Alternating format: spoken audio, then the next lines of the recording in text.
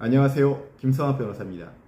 저는 대한변호사협회 공식인증 제주 형사전문변호사이자 제주지방법원 재판부별 국선변호사, 제주지방법원 논스톱 국선변호사를 역임하면서 수많은 형사사건의 변론을 성공적으로 수행해왔으며 현재 다수의 형사사건의 변론을 수행하고 있습니다. 술을 마신 상태에서 순간적인 실수로 인해 예상치 못한 형사 문제에 휘말리는 경우가 적지 않습니다. 특히 경찰이나 소방관 등 공무원의 정당한 직무집행을 방해하거나 폭행, 협박이 발생하면 공무집행방해죄로 처벌받게 됩니다.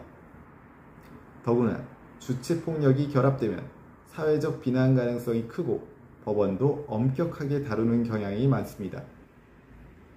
그렇다면 주치 상태에서 발생한 공무집행방해 혐의의 사건에서 선처를 받을 수 있는 방법은 무엇일까요?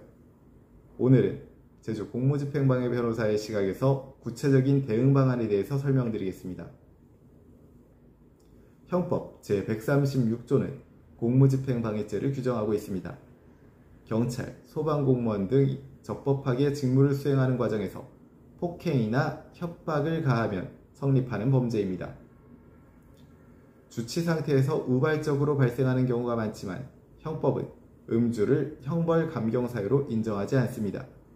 오히려 사회적 해악을 고려해 더 무겁게 처벌하는 경우가 많습니다.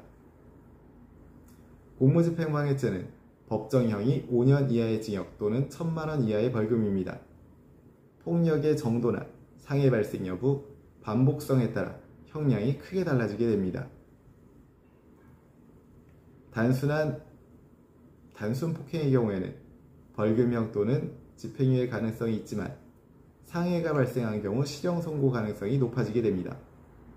재범이나 동종적과가 있는 경우에도 실형 선고 가능성이 매우 높습니다.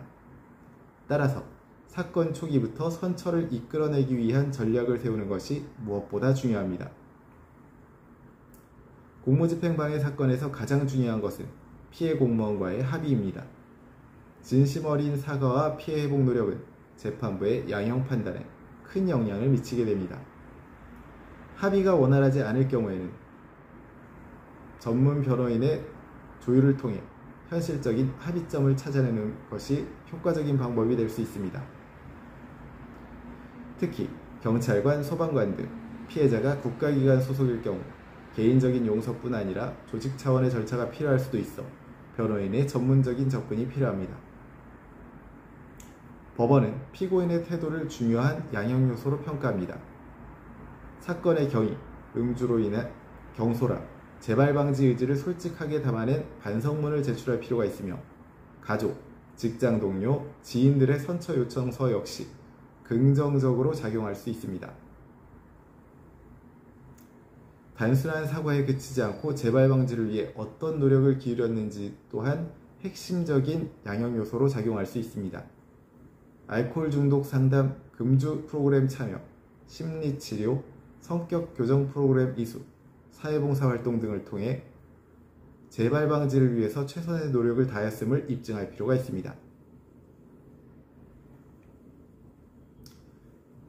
현재 주치폭력 공무집행방해 사건으로 조사나 재판을 앞두고 계시다면 언제든지 제주 형사전문변호사 김성학 법률사무소를 찾아주시면 신속, 정확한 해법을 제시해드리겠습니다. 조금이나마 도움이 되셨으면 합니다. 감히 최고라고 자부할 수는 없지만 여러분의 권리를 지키고 항상 최선의 결과로 만족을 드리는 제주 형사전문 김성학 변호사입니다. 감사합니다.